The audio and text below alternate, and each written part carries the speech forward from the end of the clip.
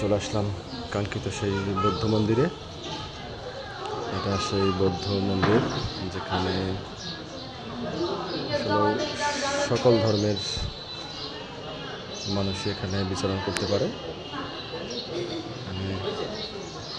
সবাই এখানে কোনো ধর্মের বর্ণ নেই, এখানে সবাই আসতে পারে এবং ছবি তুলতে পারে নির্দ্বিধায়। এখানে সব কিছু চালু আছে, ছবি তুলতে পারবেন, ভিডিও করতে পারবেন বা আনুষঙ্গিক আপনার সব কিছু চারিপাশ ঘুরে দেখার সুযোগ আছে। আমরা এখন চারিপাশ ঘুরে দেখার করছি। বৌদ্ধ মন্দিরের ভিতরের চিত্র। এখানে আসলে অনেক বিষয় আছে যেটা টাইম সীমিত হওয়ার কারণে পুরোপুরি দেখানো সম্ভব হবে না। এটা চারিপাশে এত কারুকার্য এবং বৌদ্ধদের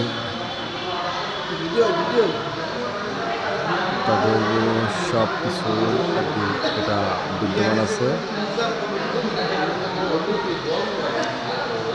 তাদের ধর্মের সৃষ্টির সূচনা এবং তাদের মহাপুরুষ এবং বৌদ্ধদের আদি অন্তর সর্বসার উপস্থাপনা করা হয়েছে তাদের এই চিত্রকলার মাধ্যমে। এটা বৌদ্ধ মন্দিরের চারিপাশেই বিদ্যমান আছে।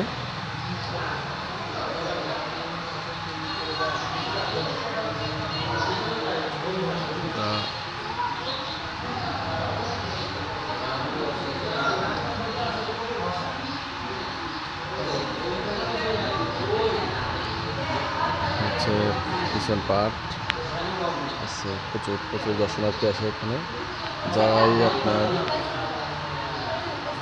কুয়াকাটা ঘুরতে আসবে সবাই এখানে একবারের জন্য হলেও বৌদ্ধ মন্দিরে আসবে।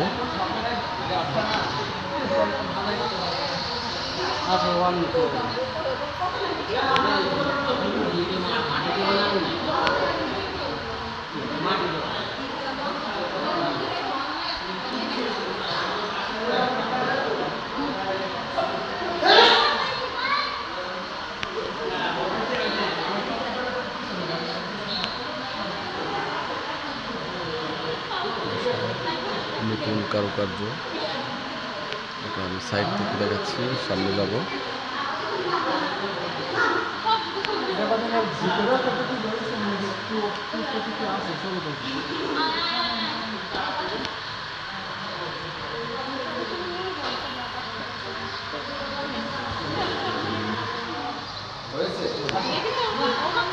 এটা হচ্ছে বৌদ্ধদেবের মূর্তি।